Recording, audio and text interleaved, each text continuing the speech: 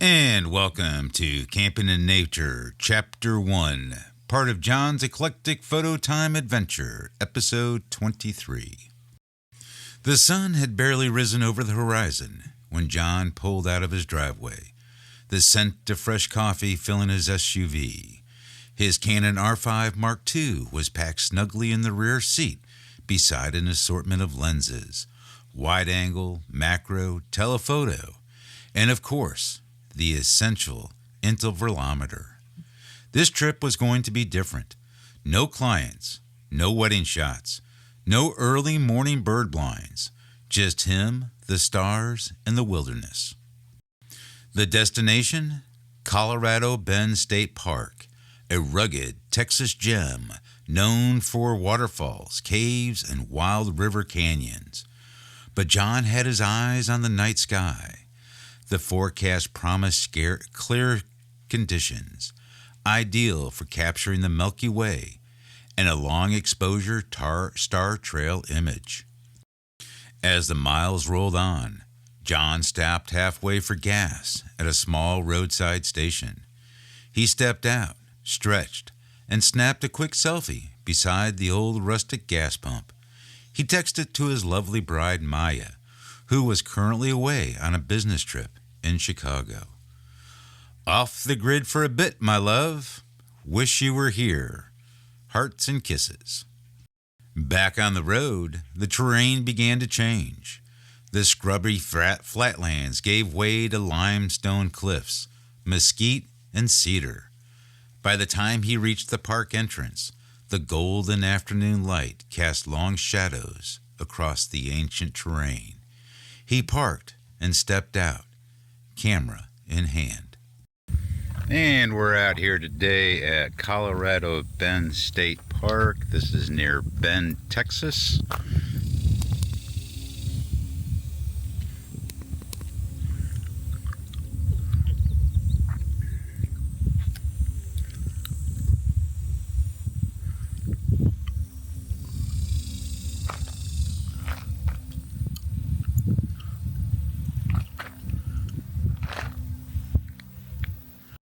The stone park sign stood proud, jagged and time-worn, carved into the limestone like an old sentinel of the land.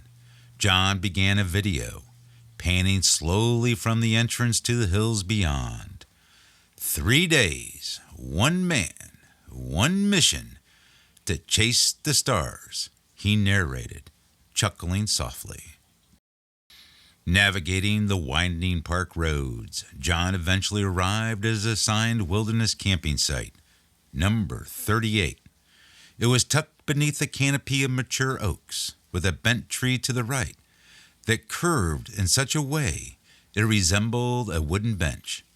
Next to it sat a massive boulder, weathered and cracked like a natural throne. Perfect, John whispered.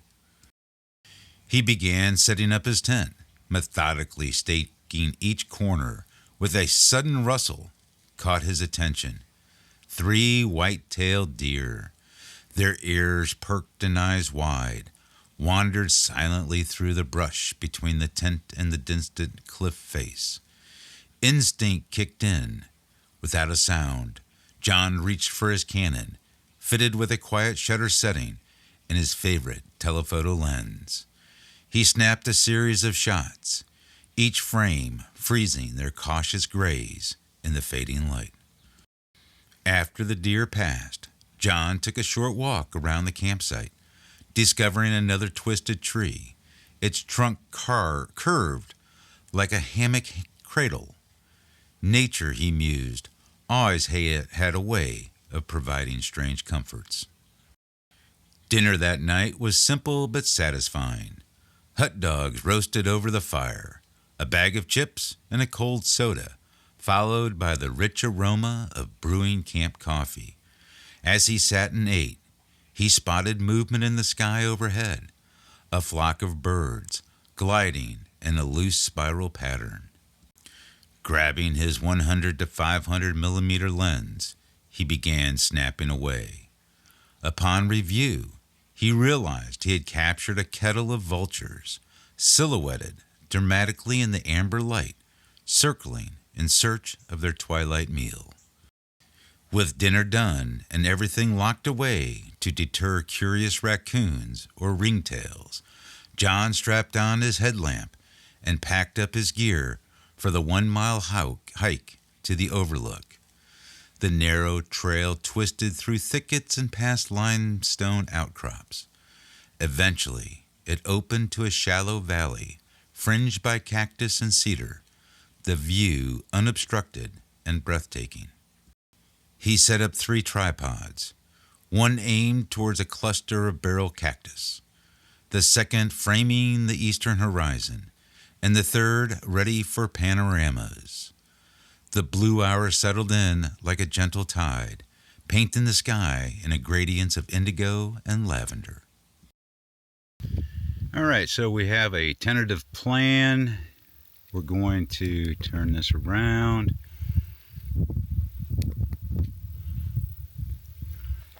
This tree right here on the right is our far right limit. The core of the Milky Way comes up over the right-hand side of that tree, and the curvature extends back towards down the trail to the parking lot. So knowing where the trail's at night will allow me to keep my far left limit.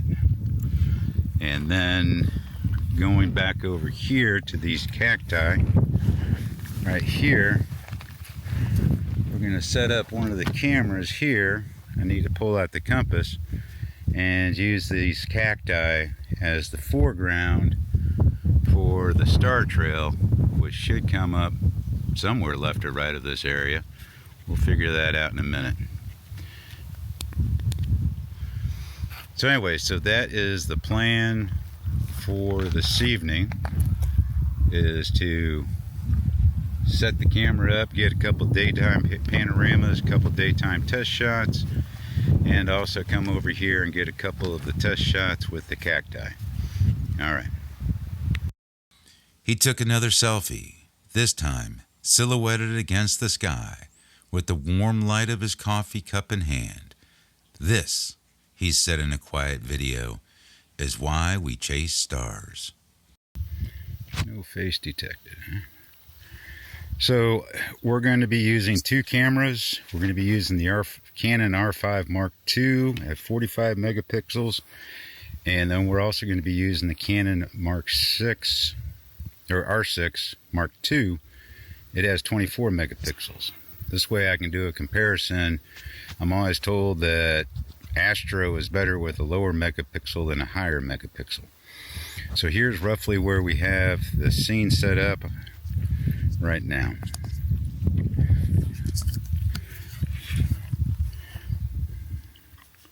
Let me lighten that up.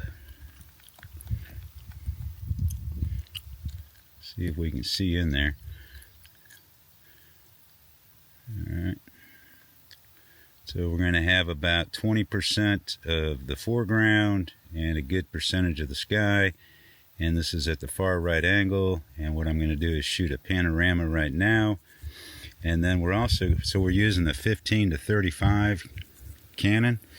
And then we're also going to be using the 10 to 20. It's an f4. It's down there on the ground somewhere, waiting to be put on. But then we're going to try that. So we got to make sure that we're going to have 2 cameras and 2 tripods set up. So we'll see how it looks. As nautical twilight deepened, John triggered the intervalometer on the cactus-facing setup. Hundreds of images that would later be stacked into a glorious star trail swirl. The other 2 cameras began capturing the Milky Way's arc, its galactic core stretching across the heavens like a cosmic bridge.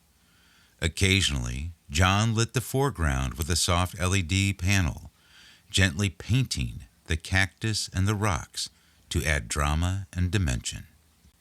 Just before midnight, with dew beginning to settle on the leaves and silence blanketing the valley, John captured his final Milky Way panorama. He lingered for a moment, sipping the last of his coffee, staring upward in quiet reverence.